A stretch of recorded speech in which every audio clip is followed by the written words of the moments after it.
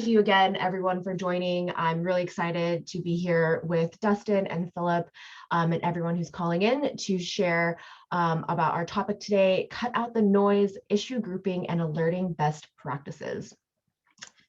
In terms of what you can expect for the agenda, we'll go through a quick round of introductions for your speakers, as well as dive right into the demo and start sharing some of those best practices. You'll also get a sneak peek about what's coming up next with alerting, and then we'll end the call with some Q&A from folks, and feel free to ask questions throughout as well. Excuse me. Just a few housekeeping things. This is interactive. You will have the ability to obviously use the chat, use the Q&A. You'll also have the ability to unmute yourself when you're asking questions, and we really want to make this session for you and make this engaging for you. So please use these functions throughout the call. We will definitely be taking lots of questions and answering as many as we can throughout the next hour. And as I mentioned earlier, but those of you maybe didn't hear it, this will be recorded. So feel free to take as many notes as you want, but we will be recording this and sharing this out after the call. So you'll have a copy of this as well. There is a short survey at the end of this as well. I would really greatly appreciate anyone who just takes like no more than 30 seconds to 60 seconds to answer just a few questions about the this webinar, since we really do value your feedback and really try to make these events for you. So anything that you can share about your experience here today would be very greatly appreciated. Awesome. We will get started right away. So your presenters today, we've got Dustin Bailey. He'll be going through some of the live demo and best practices. He's on our sales engineering team. And then Phillip Jones, who sits on our product management team, will be sharing a little bit about what's coming up next for alerting. And without further ado, Dustin, I will let you take it away.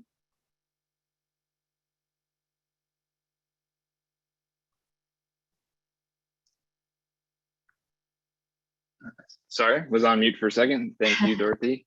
Hello, everyone. Welcome to our workshop today. My name is Dustin, and as was already stated, I'm a sales solutions engineer here at Sentry. So primarily today within the workshop, we're going to approach the topic of alerting and noise within Sentry from two different angles. So the first is going to be collaborative. It's our hope that, as you can see on my screen here, folks will open up their alerting options within Sentry within a particular project.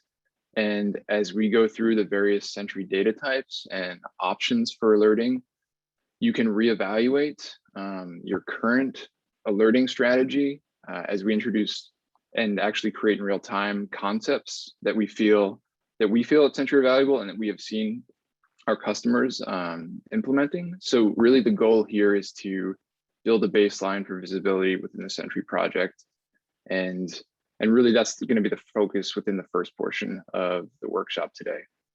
The second approach that we're going to take to this conversation of alerting and noise is going to be more taking a step backwards, zooming out, and kind of focusing on the context in which your alerts are triggered. So what does this mean? This means thinking about how things like organic increases in exception volume, error spikes, new projects or teams being added, perhaps even seasonality or some grouping decisions that Sentry makes impact sort of the variability around your inputs or your events, and the tools that are available within Sentry that can kind of help you work through those additional contributors to variability and update the historic perhaps thresholds or modalities that you've chosen for your alerting strategies so that you can better maintain and even update the signal that you're receiving from alerts within Sentry.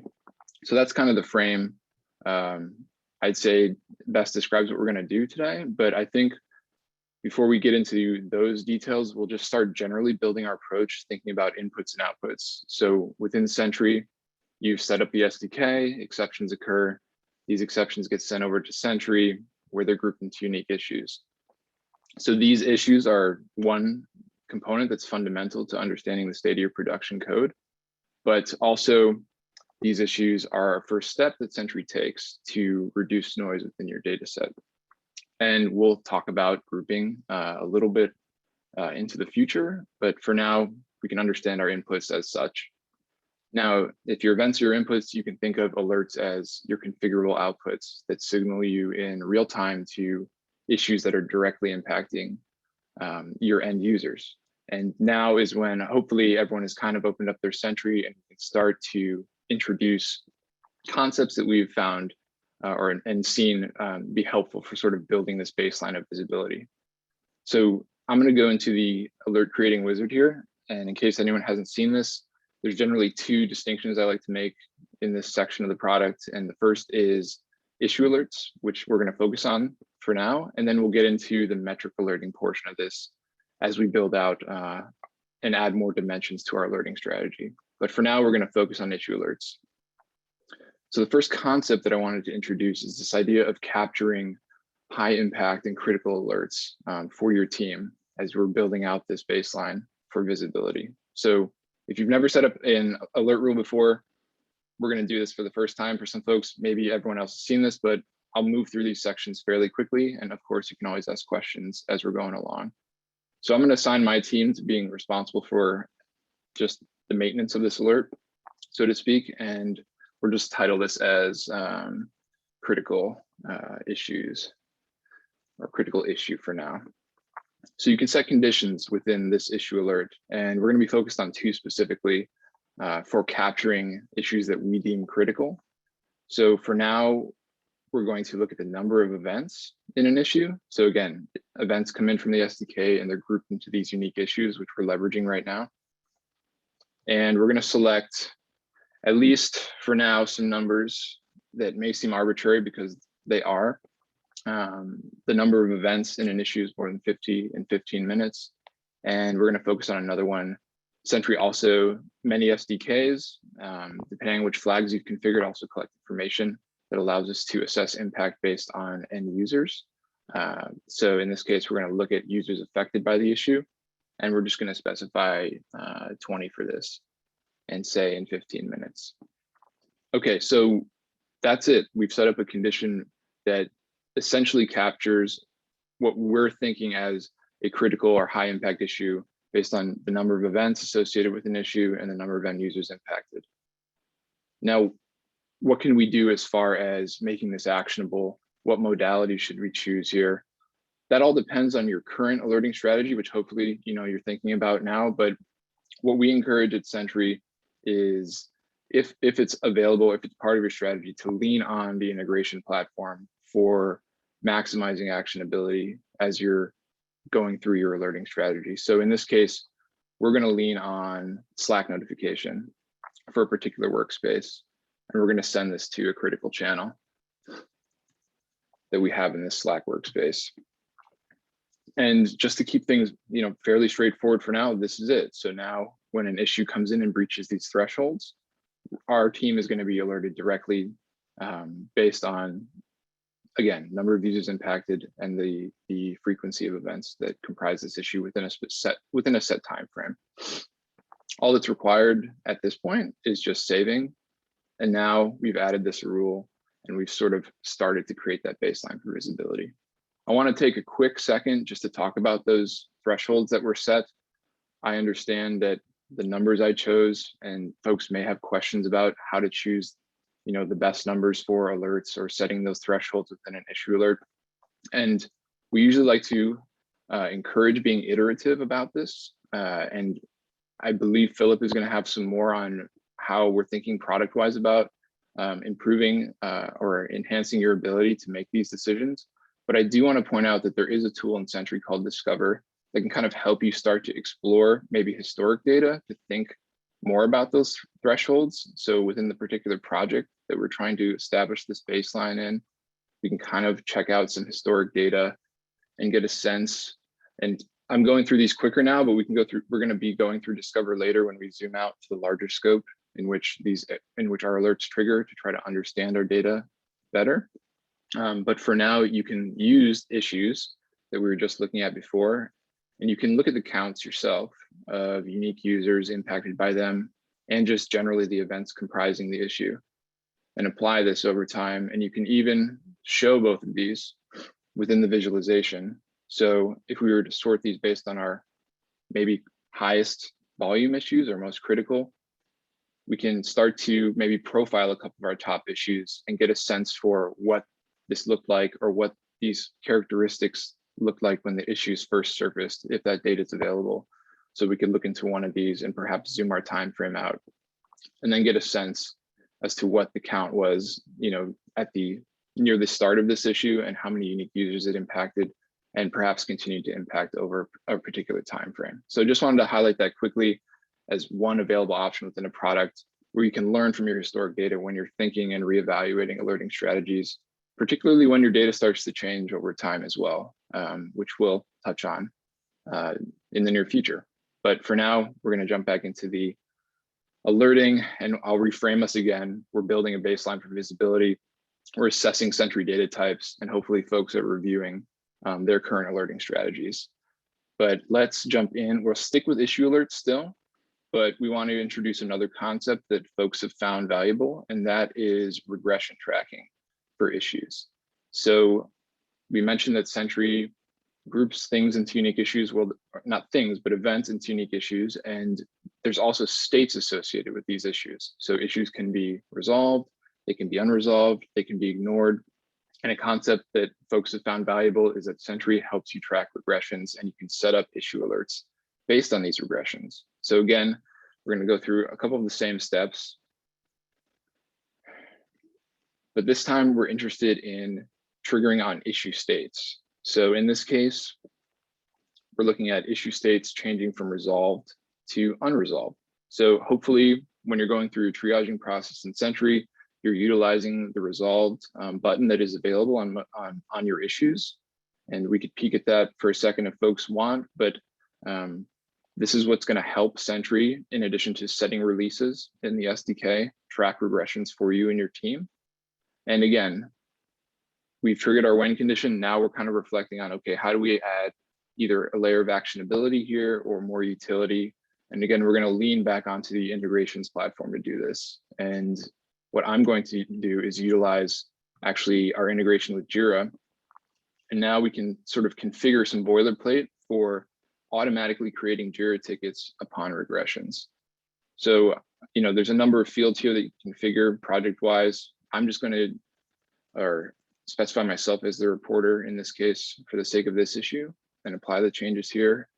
And now, in a matter of moments, we have issue alerts set up to capture regressions and also create Jira tickets automatically for us. So, we have 2 alerts so far that we've built out, but the higher level concepts are covering critical issues, covering regressions. And now we're going to start shifting into other Sentry data types once I save this rule. So errors, event type errors within Sentry are things that we've covered in these issue alerts, but we're also able to add additional signals to our alerting strategy that might be better indicators of our end user's experience with our product. And what I want to focus on now is creating alerts based on session data. Perhaps we can layer in a reduction in crash-free session rate as another signal within sort of the multiple dimensions that we're trying to set up in our alerting strategy here as we build out the baseline. So Sentry collects session data. A lot of Sentry SDKs will collect session data. So you can think of this as an individual opening up a mobile application and then closing it or sending it to the background or a particular point of time in a page load for a front-end project. But Sentry is going to keep track of errors, crashes, and abnormalities during these sessions and provide you with that data and also provide you with options for alerting based on that data. So now we can add or select crash-free session rate as an option. And I wanted to highlight one thing really quick after I take a drink, that now we sort of shifted from issue alerting into metric alerting. So again, issues were grouped into events, issues can have associated states. Now we're moving into more of aggregates of other Sentry data types. So in this case, we're talking about session data, which we just briefly described. So you'll get a nice historical trend or just time series when you're setting up metric alerts, and you can specify an environment that you're interested in. You can also specify a release if you're really specific, or if you're really interested in looking at the crash-free session rate for a particular release during a rollout, perhaps. You can specify that here. You can get really specific with metric alerts incorporating tag values as well. So we'll touch on tag values a little bit later too within your alerting strategy. But for now, we're going to keep it straightforward and say, okay, production, we want to look at the crash-free session rate over a period of, a shifting window of an hour that gets evaluated every minute. And then we'll sort of specify a threshold here that, our team has deemed appropriate for sending a critical alert. So in this case, we're going to get alerted a lot if we send 97%, but this is just an example of a threshold you could choose. You can also choose a warning threshold as well, if that's something that you're interested in specifying too. And then you can perform actions. Again, we're coming back. I don't want to, really drill this topic, but we're always sort of thinking about actionability here and modalities. So your modality choices are definitely going to impact perhaps the effectiveness of alerts. Perhaps some folks opened up their alerting for a particular project and noticed that they're just alerting on new issues and sending emails to their team. And perhaps, over time, these emails build up, they become less effective. So like really being conscious about your modality is going to help alerts down the road, help them be more effective for your team. And I will say that we do have some newer options for issue alerting and channeling certain historic emails into Slack now. So perhaps we can explore some of those more in depth later. But again, modality choice is important when you're building out, your baseline for visibility here. So we could send an email to a team or a member of a team or a particular team, if that is sort of the best approach for the current state of the team and their triaging process. Or again, we can lean on our many integrations. I've been talking a lot about Slack, but there are others, Microsoft Teams, PagerDuty, I believe OpsGenie as well. In this case, we're going to go back to my demo workspace, and you could add in whatever channel you see fit here. I don't know if I have a specific channel that might be relevant for this, so maybe I'll send it to a general channel for now. But obviously, you'd want to have a channel dedicated to decreases in this crash-free session rate. Name the rule. We'll just call it crash-free sessions. And of course, assign a team responsible for the rule, and you can save it.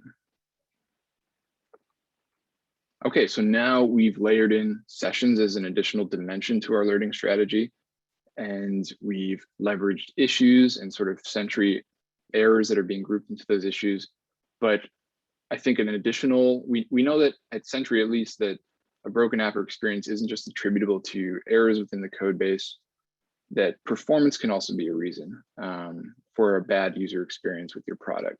And thankfully, that's another dimension or data type that you can alert on within Sentry. And this is kind of what we're going to use to round out at least the baseline we're trying to establish. So if you go back into your alerting wizard here, you can see there's various metric alerts that you can configure based on performance data. So we're in a front-end project right now, so perhaps we want to set a metric alert based on regressions, perhaps an internal SLA for largest countable paint, or maybe our service uses an API and we want to, and we've had some custom instrumentation around, tracking performance of calls to that API, and we want to use transaction duration. If you're in a backend project, perhaps you want to use throughput or failure rate. There's a number of options depending on which project you're trying to set up performance within. And we also have performance for mobile, just in case there's some mobile folks on here. I know that we're talking, kind of from a web context right now, but we've expanded our performance capabilities. So this is available for mobile, or well, the mobile applicable performance metrics are available for alerting too. So let's go into largest countable paint just as an example. Again, we get our time series here. We can select an environment. And what's nice, Sentry will automatically, in a lot of SDKs, instrument at least a baseline of performance. And so in a web context, it's going to label some transactions for us. So I know, at least in this project, we have a products page that we're mindful of LCP on. And threshold type is something that I haven't introduced yet, that we're going to come back to when we talk about sort of historical changes in the profile of your incoming data within Sentry. For now, we're going to stick with count. So we're just going to specify looking at the P75 computed over a shifting window of 30 minutes here, which will update, our time series and also allow us to start to specify thresholds. I believe 4 seconds is around the recommendation here for at least from a Google Web Vitals perspective. So we can set that. It looks like we're going to be alerted a lot in this case. You can specify a warning as well if that's applicable or if that's something that you're interested in. I'll keep it simple for now. And then again, modalities, integrations, actionability. These are all topics we'll revisit in different ways. We're kind of getting a little heavy. I don't want to get too repetitive here, but a number of integration options are available. Maybe we'll just keep it emailing a specific team for breaches in this threshold for now. Obviously update the team that's responsible for it, and we can say LCP regression perhaps on a particular transaction that we're interested in. Again, the visualization will help you kind of identify where your thresholds are, and then we'll save this rule. Okay, so I'm going to pause here. That was a lot, but right now we've built out, and hopefully folks have kind of started thinking more about their current alerting strategies, a baseline across multiple Sentry data types. And we've also started to think about these high-level concepts, critical alerts, regressions, performance regressions, and perhaps crash-free drops in crash-free session rate. A number of different topics, but I think generally these are concepts that have been helpful to customers and hopefully have been helpful as an introduction or perhaps during a refining process for folks right now. But I'll pause to see if there's any questions before we kind of shift focus into the second part, evaluating sort of the larger scope in which these trigger.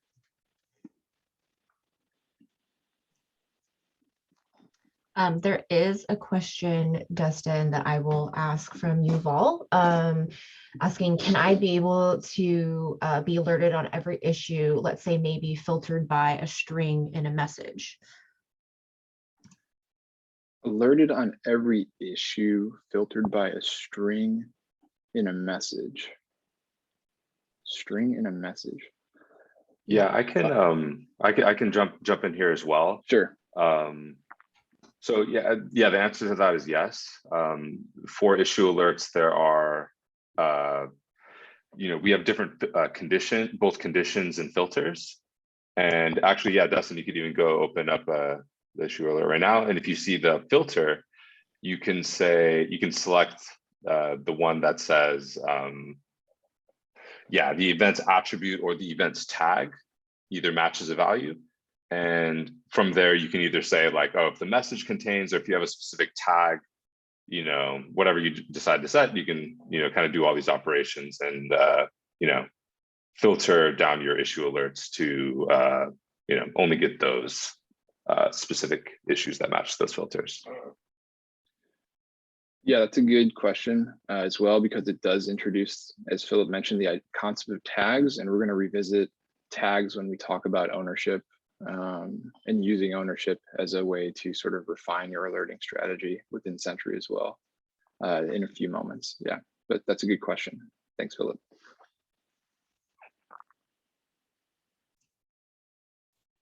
Awesome. Maybe one more question and then Dustin, you can continue. Mark was asking, do you have any examples of effective and or interesting fingerprinting when issue grouping? Let me think. So we are going to get into the fingerprinting topic. I wouldn't say, I don't want to give spoilers out, but I don't know if we have sort of general in the same, fingerprinting is a little bit more unique to your data set. So I'd hesitate to say that we have any sort of pre-baked kind of fingerprints that are universally kind of valuable. So that's probably how I'd answer that to start, but hopefully we can sort of walk through ways that you can find or at least identify issues that can help you start to build those fingerprint profiles that might help you reduce noise in that area. So I think we might be able to give you more recommendations on a methodology for starting that process, as opposed to kind of like a hard and fast rule on setting those, which of course we'll get into momentarily.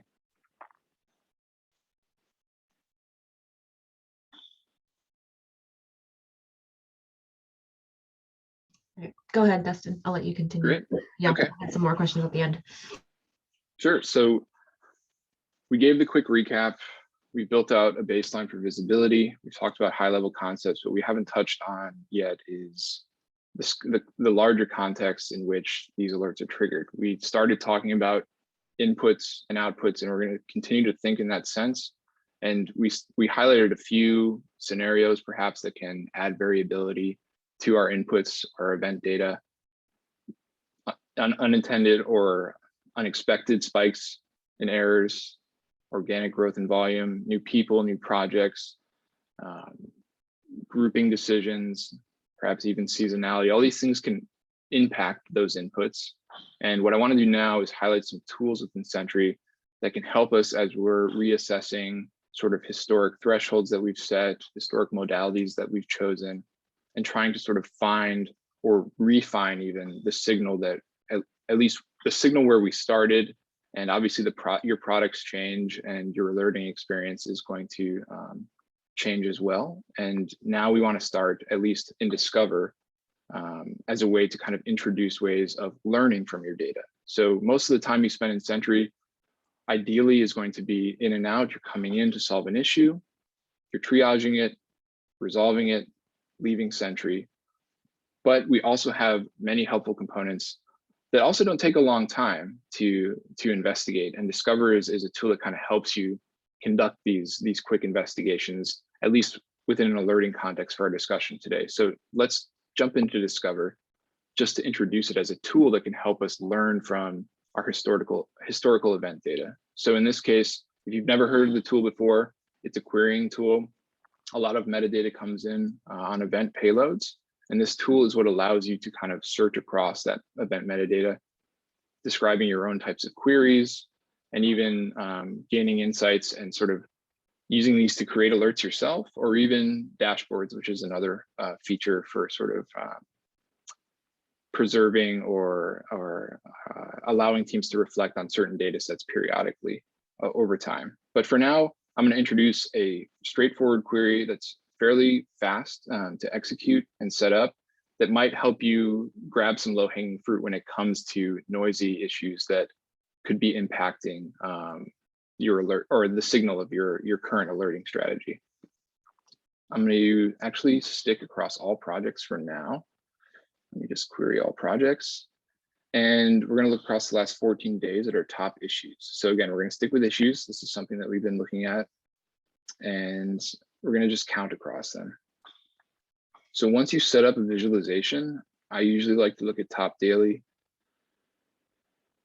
And we'll sort by count ascending here.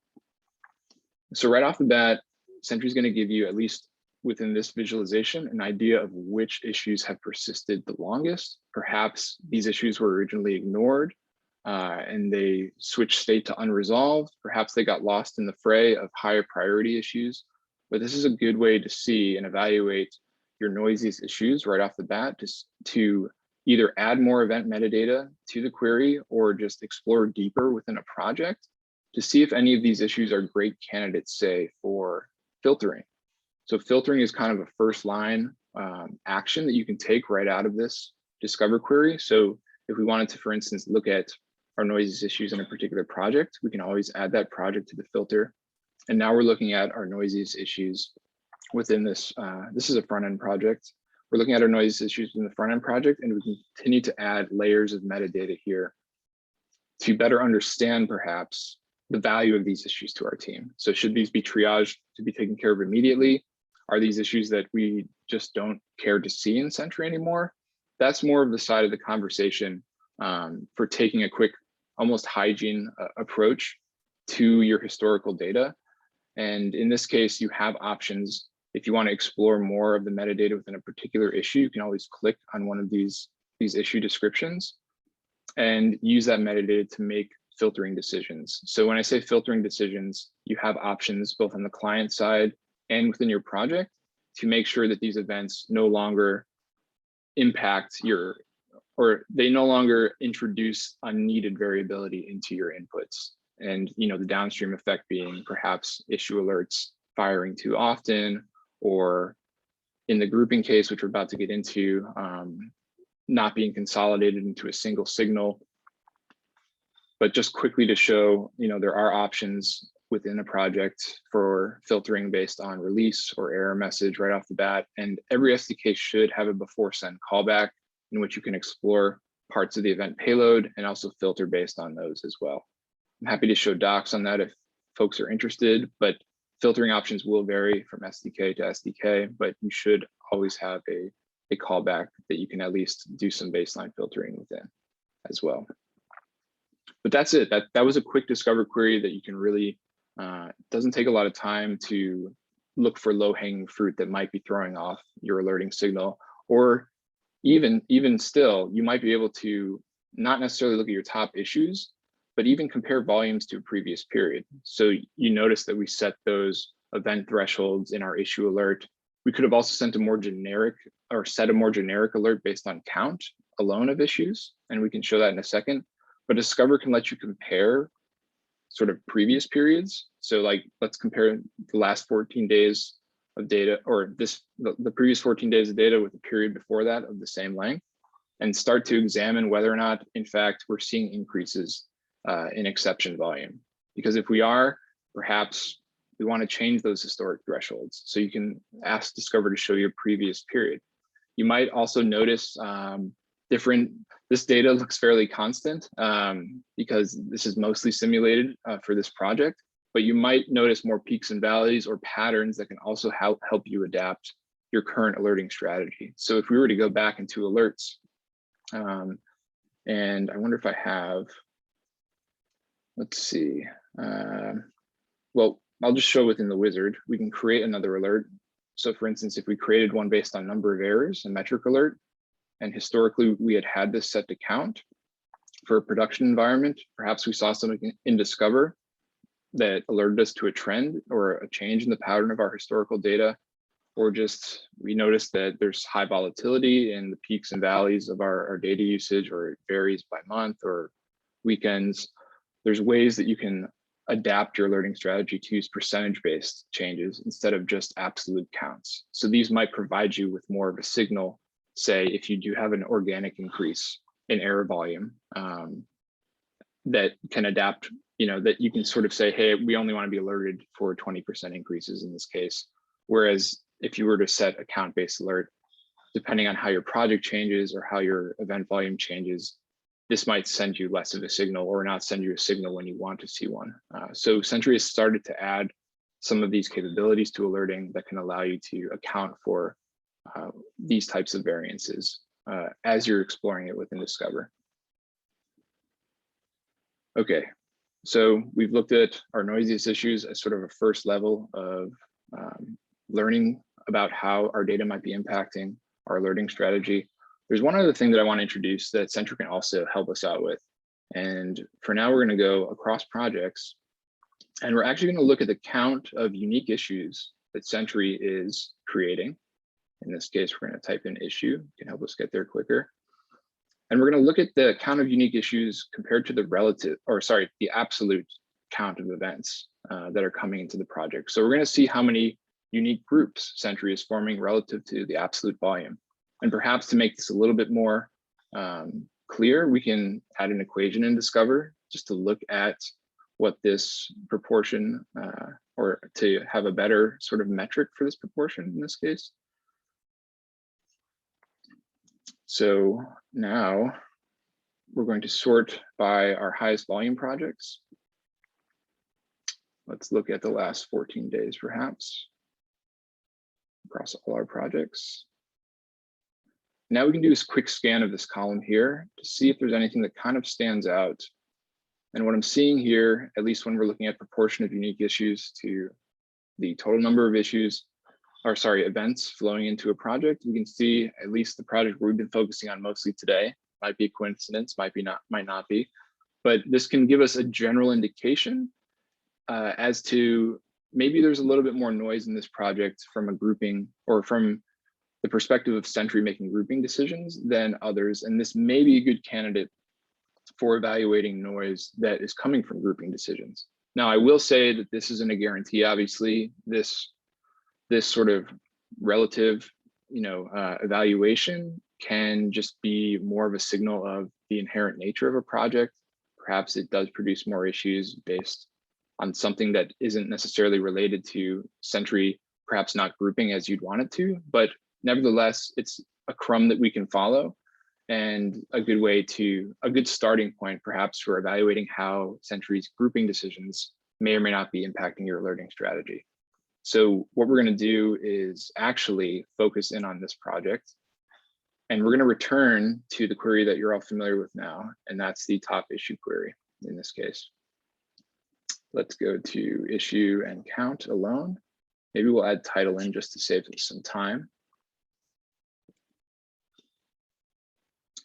Okay, so what are we looking for here? So we're looking for different issues that may or may not share similar metadata characteristics. We could have added in stack function here. We could have added in a number of other things. We just have title for the sake of this example, but we're seeing sort of a number of issues here, at least a pretty noisy issue that share a similar, at least title, and that are grouped into separate groups. So this might be a good starting point for us to jump in and start exploring what options Sentry provides to maybe augment grouping behavior, or even to explore whether or not we can determine if Sentry is making the appropriate decision here when it comes to grouping. So without going too deep into how Sentry groups, we're looking at really the stack trace first and foremost, and we kind of fall back to exception type and value and then message if depending on what data is available. But Sentry can help you in any issue identify similar issues based on these concepts or these parts of the metadata. So in this case, we see two issues come up here that are similar, and Sentry will give us sort of a spectrum to evaluate that upon. So perhaps the stack trace frames match in this case. Maybe we want to explore this issue more, but the main takeaway here is this is a tool to evaluate your ability to consolidate errors within Sentry, like right off the bat, and also to consolidate perhaps the signal that you're alerting based off of, and reduce any noise that you might be getting unnecessary alert triggers based on just different groups being formed that represent kind of the same fundamental problem within Sentry. So this is one quick way that you can evaluate and even resolve the issue right within the UI. Merging and unmerging is an option within Sentry. But for some, this might not be enough, or it might not be specific enough. So this is kind of where we jump into the topic of fingerprinting. So first and foremost, I kind of want to look back at this general error message and get an idea, because perhaps this might be something that we want to group on, but within every project, you have options under issue grouping to start to write custom fingerprints. So I can open up the docs quickly here. Let me try to move this tab. I think what we want is to look at fingerprint rules. So really, three components here. We're going to specify a matcher, which usually corresponds to metadata within the Sentry event, the actual expression you want to match upon, and then the new fingerprint that you want Sentry to use. So in this case, we had a question earlier about best practices for writing fingerprints. I'd say that it starts with evaluating the issue, maybe from a top-down way that we started to explore our noisiest issues, and then starting to look at unique characteristics of that issue that you can kind of distill into fingerprinting values. And you can always use multiple fingerprints to match on, as long as they're sort of specified on the same line within the UI. So in this case, you can specify an error value, and we have an error value as well, this sort of 500 server error. So that's probably, or perhaps where we want to start in the situation. And then you can either tell Sentry that you want to use a custom fingerprint or a combination of metadata. So variable values are available here as well. And you can combine both of these to form a unique fingerprint. These can be valuable if you want to split events apart based on tag values or server names, for instance. But again, we started the topic talking about consolidation of Sentry signals. That's not to say that splitting events apart isn't also a valuable use case and can also impact your alerting strategy, but fingerprinting is here for both of those cases in those situations. So without going through the exhaustive list of matchers, perhaps this is a good start for writing a fingerprint. And in this case, if we wanted to write one for error.value and what we were just seeing here, we could use this variation of the error message. We could do a simpler sort of glob match variation of the error message. And I believe, we could label this whatever we want. Server error, this would then be used as the fingerprint. We could also tell Sentry that we want to use this fingerprint and to keep sort of its default behavior. So the default, I didn't really go through the default behavior, but we talked about sort of going through parts of the metadata, stack trace, error message, exception type and value and message, and forming a fingerprint based on that. You don't have to completely abandon Sentry's default grouping behavior, but in this case, you can, if that is what's optimal for your alerting strategy. And I think I might have typed default in there wrong. It might need double brackets here as an example. But this is just another example of matching on stack module, absolute path. There's a lot of options here. So the best practice is probably defining a set of matchers that's specific to the issue that you're interested in, and perhaps starting small with a single issue to see or to evaluate the impact of these rules. If you can simulate fingerprinting maybe within a different environment, that might be beneficial as well. But I think the main takeaway here is if the UI isn't an option, you have pretty configurable ways to go from discover, identifying high-level issues that might be contributors or just projects that might have more grouping variability, and then going into those noisiest issues within that project and identifying whether or not they can in fact be grouped better, and then using sort of moving between Sentry's various grouping options as they're applicable to solving the problem if there is in fact noise being created from these alerts. I won't save this here, but so that's generally, so if I were to summarize the contextual sort of scope so far, starting generally with noisiest issues, looking into noise from grouping and seeing what options you have available within Sentry from that. One thing I didn't touch on that you'll notice within this issue stream is that all of these issues are in fact, well, let's go within a particular project. A lot of these are owned, and ownership is a great way to enhance the actionability of your alerting strategy within Sentry. In any event, so within a project, within an issue, you're going to notice that there are ownership rules within that issue. And you can create ownership rules based on parts of the event metadata. So you can see there's some here for tagging or for specific tags. So in this case, we're saying if we have a customer type enterprise, we're assigning to this individual. There's options here. You can also match on module from a mobile perspective, if that's applicable. But really the idea here is once you set up ownership rules in Sentry, you can then refine your alerts to go directly to issue owners. So perhaps you had a more general strategy that was sending emails, or that was sending to a broader sort of group of members, and you want to send to individuals, you can do so. But if you go into issue owner section of any project, this is where you can start to configure ownership rules. And we do support code owners files in case folks are curious out there. If you want to centralize the source of truth within Sentry for ownership rules, you can import code owners files here as well. And then you can specify if you want to automatically assign issues based on these ownership rules as well. So the triaging process, we're kind of focused on creating actionable alerts because ultimately we want to reduce time, in this case, to resolution, and leveraging ownership within Sentry is one pathway to get there. But we do understand that ownership looks different across teams. Ownership matures in some respects. So if ownership rules aren't the optimal pathway for you at this current time, I want to say that there are options within alerts. And we kind of alluded to this earlier within issue alerting. Phillip did point out that, if you want to create an issue alert for new issues, and if you want to assign based on tags, you can use Sentry's tagging ability with the SDK to perhaps tag certain parts of the code base, or look for certain tag values that reflect ownership. So we do have a customer type tag within this demo project, and we can assign, if it contains the value enterprise, we can then create a Slack rule that sends either, well, we can do one of two things. We can send directly to issue owners. That's kind of not the example I was trying to show here, but I just want to highlight it. If you're doing auto assignment, you can automatically send notifications to issue owners, and now you can get those sent to Slack as opposed to historically through email. So again, revisiting modalities in your strategy is important, but what I wanted to highlight is you can send one directly to a Slack workspace that corresponds to perhaps team enterprise. So ownership, we definitely highly recommend it. And Sentry has many tools to facilitate incorporating that into your current workflow. But again, we do recognize that workflows are different, and our alerting is flexible in the sense that you can use custom tags to also get highly actionable and useful alerts from an ownership perspective.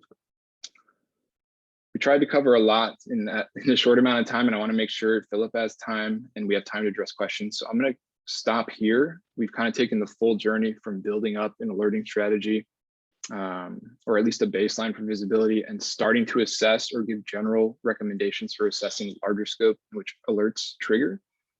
Perhaps I could pause for questions, or if we're a little time bound, we can let Phillip go and maybe hold him for the Q&A at the end. Whatever works for people here, I'm happy to do. Yeah, I'd say let's, Phillip should be pretty quick, and then we'll have a few minutes at the end for questions. So Phillip, why don't you go ahead?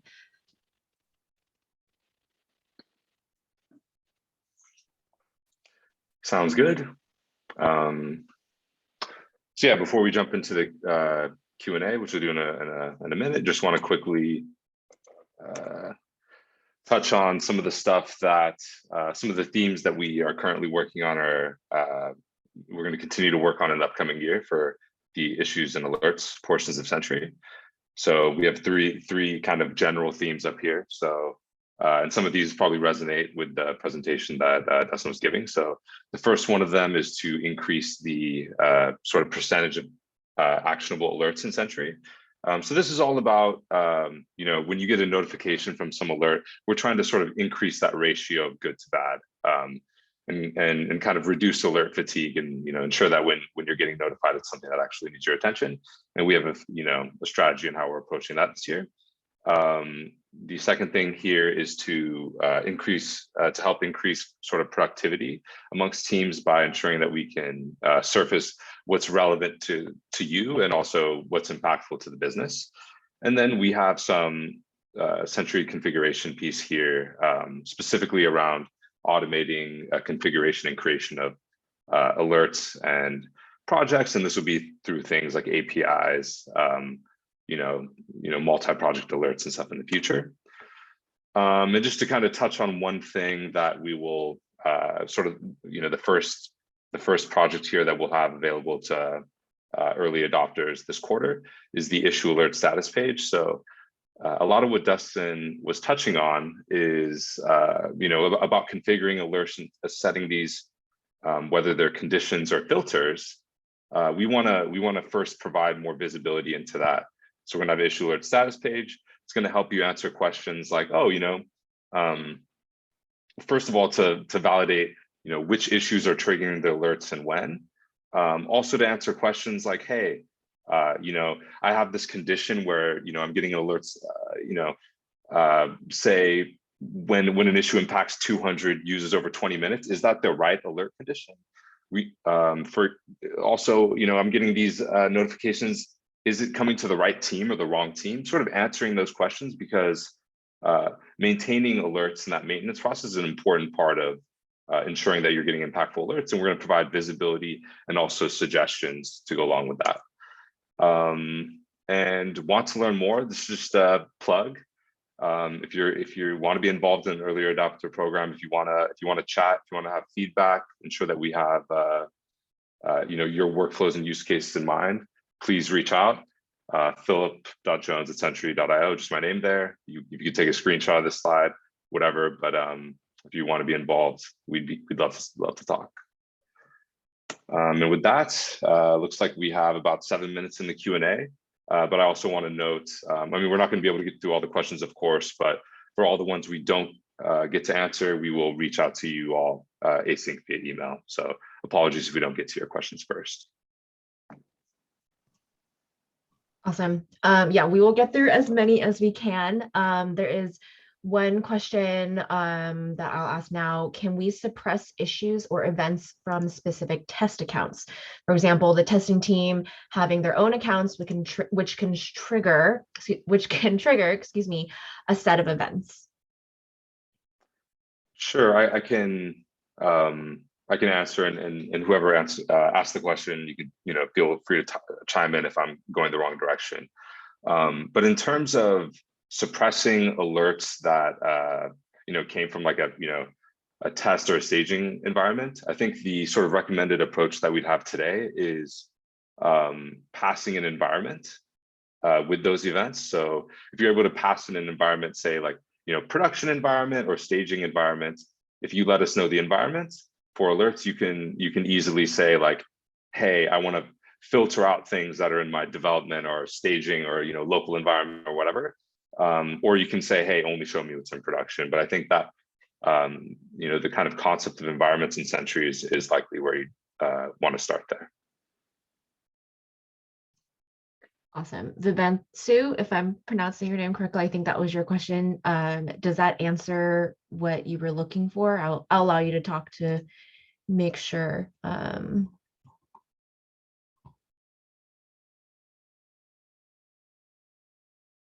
Okay.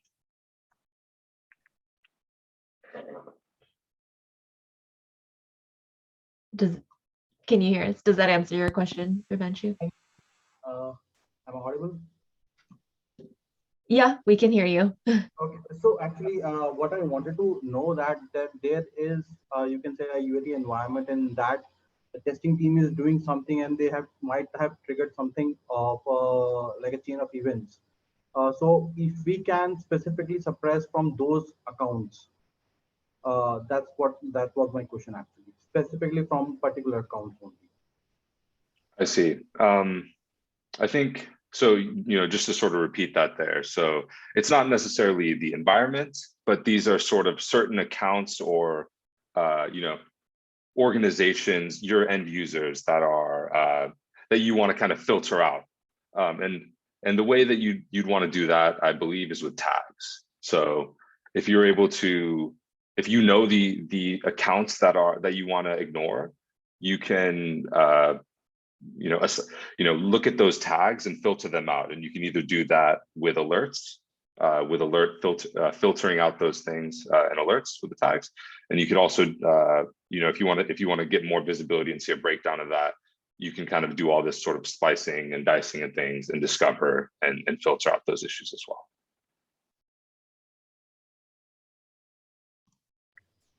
Okay. Cool. Does that? Yeah. Okay. Sounds good. Awesome. Thank you, Philip and Vibensu. One more question from Conrad. I'm interested in grouping issues to probably false alarms and valid issues. From there, I would create alerts only from valid issues. How do we do that? Those false alarms should be triggered by Sentry automatically, for example, testing/staging environment, logging, warning level, or text filter. Sure. Yeah. I think this could actually be a similar answer to the one that I gave before. So, yeah, I think looking at the question. Yeah, the environment case here is relevant. So, if you're looking to filter out your testing and staging environment, as long as the environment is passed through along with events, you could either use sort of the top level navigation bar in Sentry to only view your production. And when it comes to alerts, you can easily filter out your testing and staging environment there. You also mentioned another example of, hey, if whatever the logging level is, if that's something that you're passing with your events as a tag, you could also easily filter out that stuff with your alerts too, to make sure that you're only getting what's important. I'll just add on the end there, depending on the SDK within, and depending on your alert type, issue versus metric, there are issue alerting options too, I believe, that can trigger based only on certain levels as well, that you can specify, I think, in the if conditions. Awesome. Thank you, Conrad. That was your question. Wanted to double check if that answered what you were looking for. Hi, guys. Can you hear me? Yes. Yes.